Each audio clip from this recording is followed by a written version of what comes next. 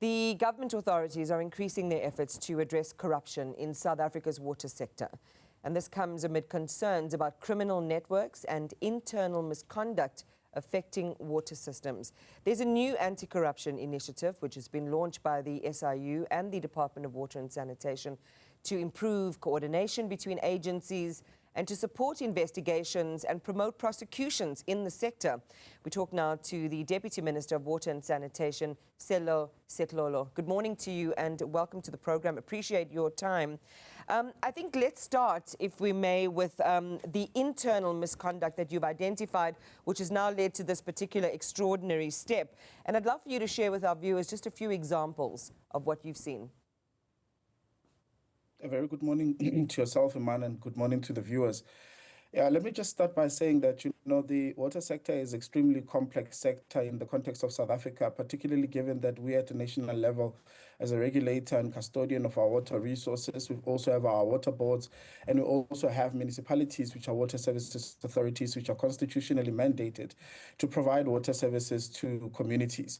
And I think if you go back to the times of Giyani, war on leaks, and the 16 proclamations, of course, that the SIU had investigated of the Department of Water and Sanitation, it has really shown you the extent to which, criminality has really kind of extended its tentacles in the water sector, both at a national level and at a local government level, where we are seeing quite a lot of water services authorities collapsing under the threat of vandalism of their infrastructure, as well as this new phenomena that has now simply taken over in a form of criminality of water tanker mafias. So we've had to find ourselves in a situation, noting those particular examples, where we could be able to proactively, with the SIU as the department, using a risk-based assessment or strategy rather, to be able to really identify, these particular criminal elements, to be able to also allow through this particular stakeholder-driven engagement in terms of the whole of society approach, where we allow officials and communities at large to be able to feel comfortable that there is now a platform and a forum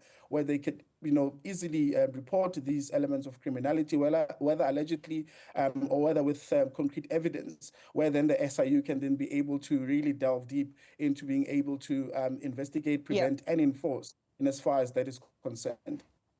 Communities can report, which is important, and we'll come back to you for a number or a way in which they can engage, because we know when people's livelihoods are threatened, especially when you talk about water tanker mafias, it is dangerous. We've seen whistleblowers being killed in the past for interfering with ill-gotten gains. But I want to go to the SIU and just dig deeper into these patterns you're seeing.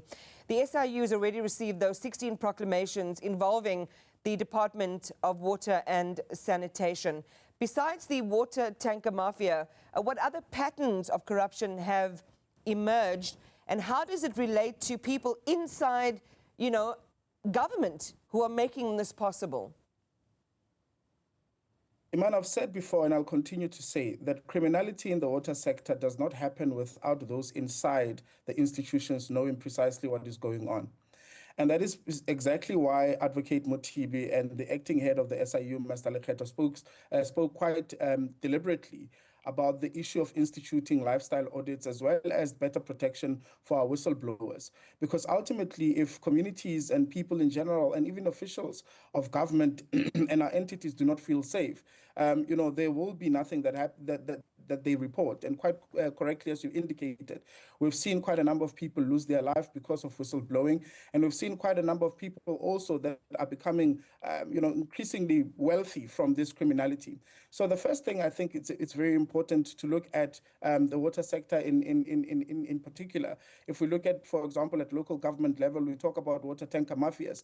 But that in itself is entrenched in those who are within municipalities or water services authorities. If I make a quite number of examples, having traveled across the country, in municipalities such as Tswaying in the northwest, in the Ngaka-Modiri-Molema district, where pump stations and borehole infrastructure is destroyed, despite the fact that it is kilometers away from communities, which means that the entry and access into those particular infrastructure is with people that have got special vehicles with special tools that then go and destroy this infrastructure for purposes of making sure that the municipality can contract water water tankers in order to provide that particular service, which we believe as a department, and we've said it as a non-negotiable at the Water and Sanitation in Durban in March last year, that water tankers should be insourced so that municipalities can temporarily provide water using that particular method while they focus on infrastructure. We've seen now reports in the city of Tshwane where 770 million of water tanker contracts have been awarded, things that are very unsustainable.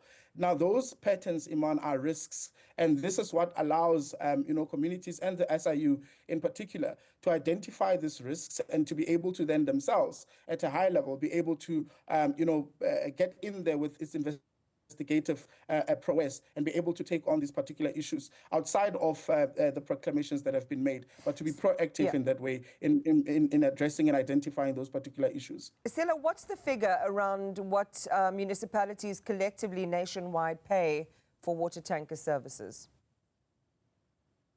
I would not know that figure at the top of my head. It would be something that we obviously would need to task our teams to actually get.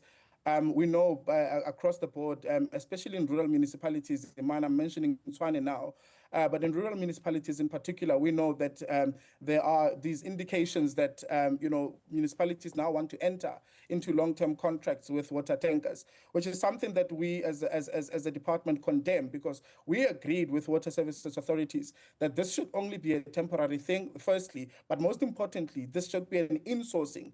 Basically, municipalities as water services authorities should be buying water tankers for themselves and providing water.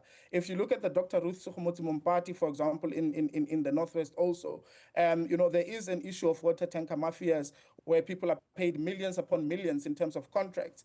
And yet, when they have to actually deliver water to communities, they actually deliver 50% of the water that they're supposed to deliver, or they don't deliver at all. There are instances across municipalities, whether in the Eastern Cape and KZN, where we have records where municipalities are paying water tankers.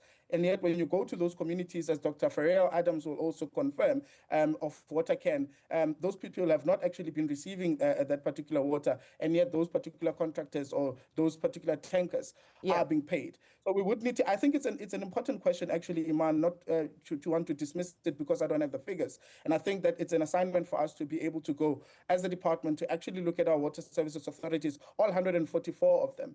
But the important point that I need to mention in that, Iman, you'll remember that of the 104 water services authorities, we've done our own assessment as a department, and 105 of those are in a critical state. And perhaps that's where we need to start as a department, so that we can be able to communicate openly and transparently with South Africans to say, this is what water tankers are actually costing the taxpayer, whereas municipalities could actually be using our RPIC and our WISIC grants to be improving their infrastructure and insourcing and using that particular money to insource their own water tankers so that they can then be able to provide water to communities temporarily using those particular tankers as they focus on infrastructure development and refurbishment. I mean, because that would be the logical place to start. That's why I asked about the number, because if you can't measure it, you can't solve for it. And so we'd be very interested in you coming back to us and just sharing with us, once that audit has been done, exactly municipality to municipality, province to province, how over time that mafia has been allowed to thrive, because clearly it's lucrative for them, so there must be a lot of money attached. I've just mentioned the fact that, we have, and you have as well, about the mafias, but mafias thrive where law enforcement and good governance fails, Sello. So what has been done already to address, prosecute, and get arrests and prosecutions around those who have been potentially caught in damaging state infrastructure? I think two things. I think the minister mentioned yesterday during the engagement to say, the SIU does not report enough in terms of their successes. I mean, over 230 million that has been recovered. It's not a figure that is communicated, although, of course, it's a drop in the ocean. Secondly, the minister has called for the vandalism of infrastructure to be considered, as a priority crime, as it were, because, I mean, it is, as it were, terrorist. It's a terrorist attack, because once you attack water infrastructure, you're attacking livelihoods, you're attacking lives, because of, how businesses, society as a whole, communities cannot function without water. And I think those are two important things. I think the municipalities, generally, I think we take it for granted. And I know that when we say this as a department in terms of whose responsibility is it to deliver water services to communities, we almost come under fire. But I think that it's important for us to emphasize the point that municipalities know and understand precisely where their problems are in terms of water and sanitation because of the blue, green, and no drop reports. Firstly, the appointment of people that are qualified to actually operate and maintain water and sanitation infrastructure. Secondly, the insourcing of those particular water tankers in order to be able to provide temporary water services to communities as they focus on their infrastructure. Second, the third thing that is very important, if you look at the regional bulk infrastructure grant that we provide to municipalities, whether it's Schedule 5B or whether it's Schedule 6B, the water services infrastructure grant that we provide to municipalities, our assessment tells us that once we are giving a direct grant, a 5B direct grant to municipalities, there is a lot of underspending, which does go back to the point that you make, Iman, in terms of good governance. A good governance means that there aren't people that are capable in municipalities that are technically gifted and appointed in those particular positions on the basis of merit, that are able to then undertake these particular project planning and executions that we need to be able to see in municipalities. And that's why at a national level, there needs to be amendment to principal legislations such as the Water Services Act, where we now need to introduce a licensing mechanism for water service providers so that when water services authorities fail, we can then be able to, or the minister can then be proactive in being able to indicate to that particular WSA to say, you are unable to provide the service as you are constitutionally mandated,